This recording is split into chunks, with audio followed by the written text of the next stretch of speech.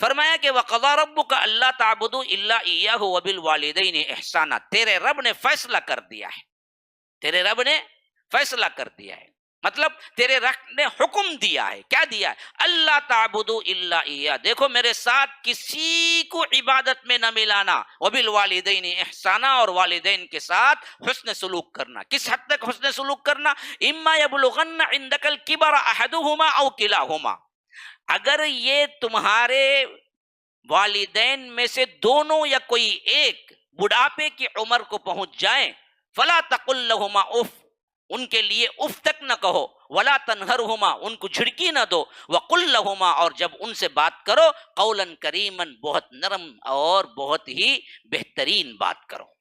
یہاں سے اصل ایک الگ سلسلہ شروع ہو رہا ہے۔ پہلے اللہ نے کہا اپنا حق، کیا؟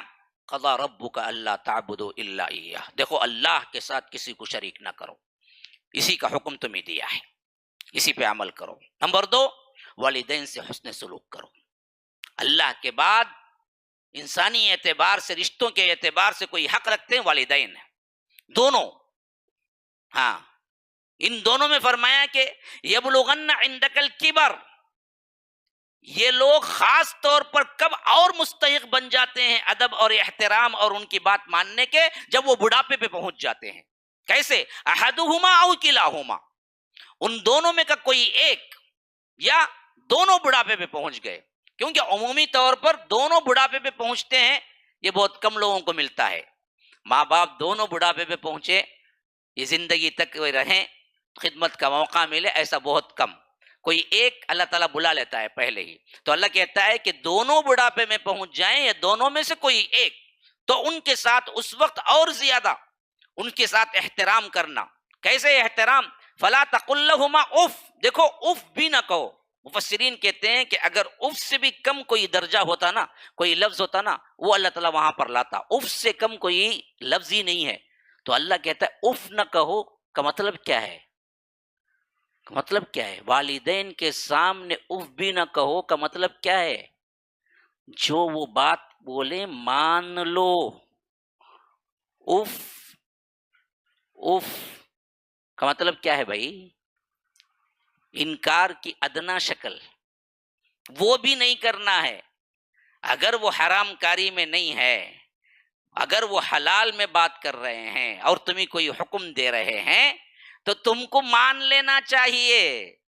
سوالش نہیں کرتا، نہیں ایسا نہیں ویسا نہیں، جواباں گالیاں، لا حول ولا قوت الا باللہ۔ یاد رکھو بہت بڑی سزا ہے اس کی، اور اس کی سزا دنیا میں بھی ہے آخرت میں بھی ہے۔ تو اس لیے فرمایا فلا تقل لہما اف، ان کے سامنے اف تک نہ کرو، اور ولا تنہرہما، جھڑکی نہ دو، وقل لہما، اور ان سے جب بھی بات کرو قولا کریما، نرم بات، ہاں، ادب کی بات۔ کچھ بولنا بھی ہے، وہ کہہ رہے ہیں کہ اب مت جاؤ، نہیں ماں ایسی بات ہے، ذرا دیکھو نا، میں جا کے آ جاتا ہوں 5 منٹ، ادب سے۔ اگر وہ کہہ رہے ہیں کوئی چیز مت کرو اور وہ کوئی حرام نہیں ہے، تو ایسے وقت میں نہیں میں جاؤں گا، میں کروں گا، نہیں، کیا بولا؟ قولا کریما۔ اس وقت بھی سمجھانا ہے تو ان کو کیا ہے؟ ادب سے بات کرو، ادب سے کہو کہ نہیں مجھے ضروری ہے جا کے آنا، ایک 5 منٹ جا کے آ جاتا ہوں، اب اجازت دیے تو۔ والد والدہ سے یوں بات کرو تو، ہاں، فرمایا کہ ولا تنہرہما، ایک اور بیوٹی، جھڑکی نہ دو۔ اچھا، ایک عام انسان نارملی کسی سے بھی جھڑکی دیں گا؟ نارمل دیں گا کیا؟ نہیں دیں گا، نارملی جھڑکی نہیں دیں گا۔ تو والد کو والدہ کو کہیں جھڑکی دیں گا؟ میں کیا سمجھا رہا ہوں، سمجھ رہے ہیں بات؟ ایک نارمل، ایک اچھا انسان اپنے دوست کو یا اپنے کوئی بھی ساتھی کو چپ کے اچانک بیٹھے بیٹھے جھڑکی دیں، جو جی بولیں گا؟ پاگل نہیں بولیں گے اسے، ہمیں نہیں بولیں گا۔ جھڑکی کب دیں گا؟ کب دیں گا؟ ہاں کیا؟ ہاں، جو تمہیں بولتے ہیں وہ بات نہیں مانے تو انہیں جھڑکی دیں گا۔ تو اللہ تعالیٰ کہتا ہے ان کو جھڑکی نہ دو. نارمل انسان اپنے جیسے ایک انسان کو نہیں بولیں گا بیکار جھڑکی. تو جھڑکی دینے کا موقع کب آتا؟ جب تم کو ماں باپ تمہاری بات نہیں مانتے. تو اللہ کہتا ہے جب تمہاری بات نہیں مانے، جب جھڑکی دینے کا موقع آتا تب بھی دو نہ کو، کیونکہ عام تو دینے کا سوال ہی نہیں اٹھتا. جھڑکی دینے کا موقع آیا تبھی بھی جھڑکی نہ دو تم، وہ کیونکہ ماں باپ ہی. ہاں ہمیں کیا سمجھ گئے، نارمل جھڑکی نہیں دینا. نہیں مانے تو کیا بھائی کرنا، ساتھ بکواس بھائی ان کے اماں کا، ہمارے اماں کا چھوڑتی نہیں بھائی بیچاری. ارے کس سے جی بات کرتے ہیں بیوقوف، یہ ماں جی ماں جو تم کو جنا، یہ باپ جو اپنا خون پسینہ ایک کیا تمہارے واسطے. ان کے سامنے تم ان کی عزت اور ان کے احترام سے گری ہوئی بات کر ہی نہیں سکتے، خواہ وہ تم کو غصہ دلائے. کیونکہ جھڑکی تبھی نہ آئے گی جب غصہ ہوگا. اللہ کہتا ہے جھڑکی نہ دو. تو خواہ تو کوئی جھڑکی نہیں دے گا کسی ماں باپ کو، کیوں دے گا؟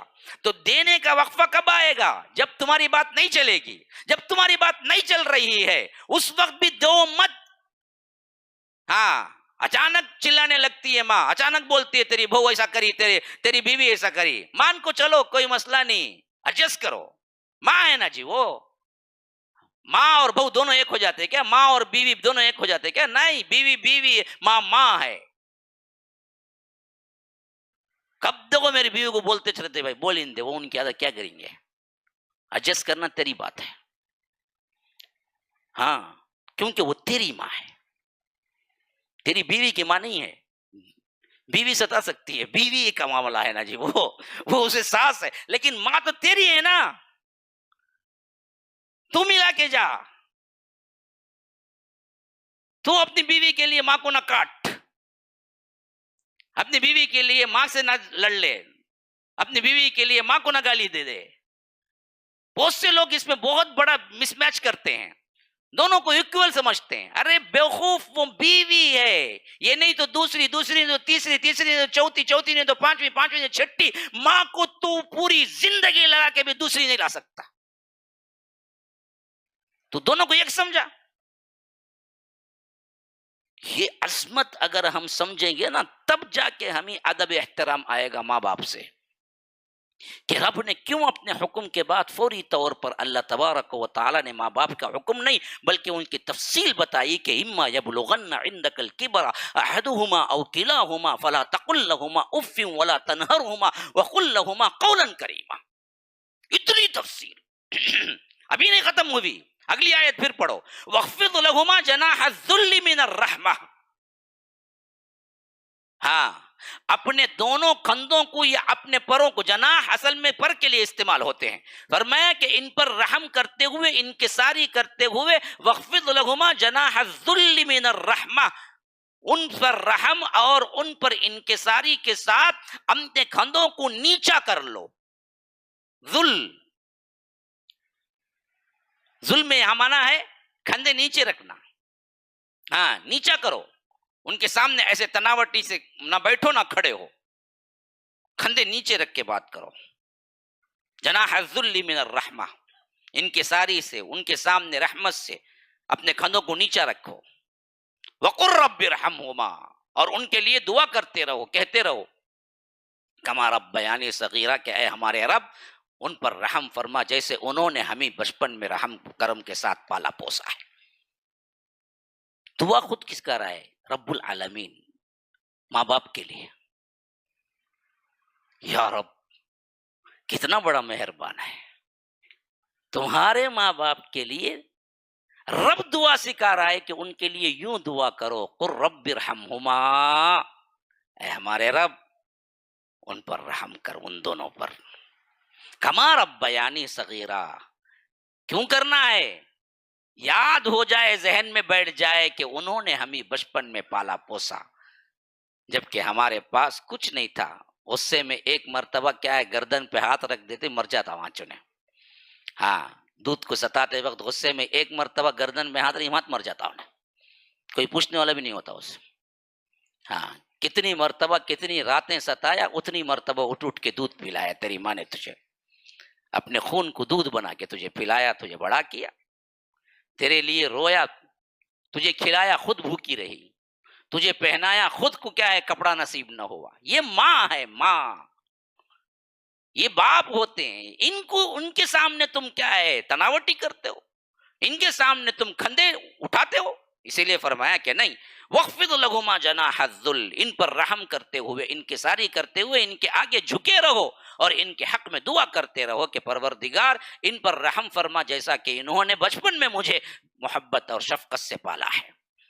ربکم اعلم بما فی نفوسکم، تمہارا رب بہتر جانتا ہے تمہارے دلوں کے اندر کیا کچھ ہے. ان تکونوا صالحین، اگر تم بننا چاہو نیک، فَإِنَّهُ كَانَ لِلْأَوَّابِينَ غَفُورًا، کہ بے شک اللہ تبارک و تعالی جو پلٹ کے آتے ہیں بار بار توبہ کرتے ہیں، ان کے لیے بڑا ہی غفور الرحیم ہے، بڑا ہی مغفرت کرنے والا ہے.